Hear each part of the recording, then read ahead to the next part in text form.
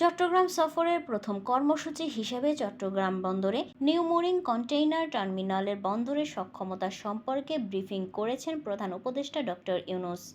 চট্টগ্রাম বন্দর অর্থনীতির হৃৎপিণ্ড উল্লেখ করে তিনি বলেন, যদি এই হৃৎপিণ্ড দুর্বল হয় কোনো ডাক্তারই তা আর ভালো করতে পারে না, তাই একে বিশ্বমানের করতে হবে। এই বন্দর প্রতিবেশীদের সঙ্গে সংযুক্ত করতে হবে।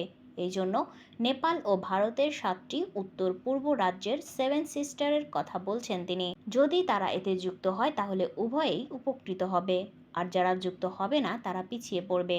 প্রধান উপদেষ্টার চট্টগ্রাম সফরের প্রথম কর্মসূচি হিসেবে বুধবার চট্টগ্রাম বন্দরের নিউ মুরিং কন্টেইনার টার্মিনালের বন্দরের সক্ষমতা সম্পর্কে ব্রিফিংকালে তিনি এসব কথা বলেন।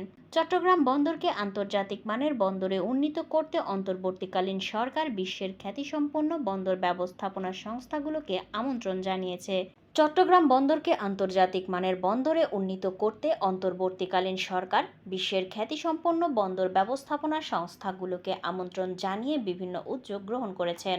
বাংলাদেশের অর্থনীতি বদলাতে হলে চট্টগ্রাম বন্দরই একমাত্র ভরসা, এটি ছাড়া কোনো বিকল্প নেই। অধ্যাপক ইউনূস আরও বলেন, বিশ্ব অনেক এগিয়ে গেছে আর আমরা অনেক পিছিয়ে পড়েছি, কেউই গুরুত্ব দিচ্ছে না। এই জন্যই আমি পরিবর্তনের জন্য চাপ দিচ্ছি। আমি বলেছি বন্দরের পরিচালনার দায়িত্ব বিশ্বের শীর্ষ অপারেটরদের হাতে তুলে দিতে। আশা করি সবাই একদিন ঠিকই বুঝবে। চট্টগ্রাম বন্দর হলো ভরসা। এটাকে বাদ দিয়ে বাংলাদেশের অর্থনীতি নতুন কোনো পাতায় নতুন কোনো অধ্যায়ে প্রবেশ করার কোনো সুযোগ নেই। এই পথ খুলে দিলে বাংলাদেশের অর্থনীতির পথ খোলে। এই পথ না খুললে বাংলাদেশের অর্থনীতির যতই লাফালাফি করো, ঝাপাঝাপি করো, কিছু হবে না। চট্টগ্রাম বন্দরটা হলো বাংলাদেশের অর্থনীতির হৃৎপিণ্ড। এই হৃৎপিণ্ড যদি দুর্বল হয়, তুমি ডাক্তার বৈদ্য সবকিছু আনো, মেরামত হবে, কিন্তু চলে না। এই যদি আমরা একমত হই যে বাংলাদেশের অর্থনীতির হৃৎপিণ্ড হলো চট্টগ্রাম বন্দর,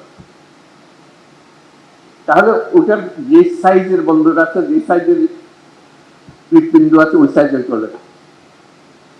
এই হৃৎপিণ্ড বিশ্ব সাইজের হৃৎপিণ্ড করতে হবে, তাহলে এটা পাম্প হবে, সেটা সারা বাংলাদেশ জুড়ে সেটা সচল হবে।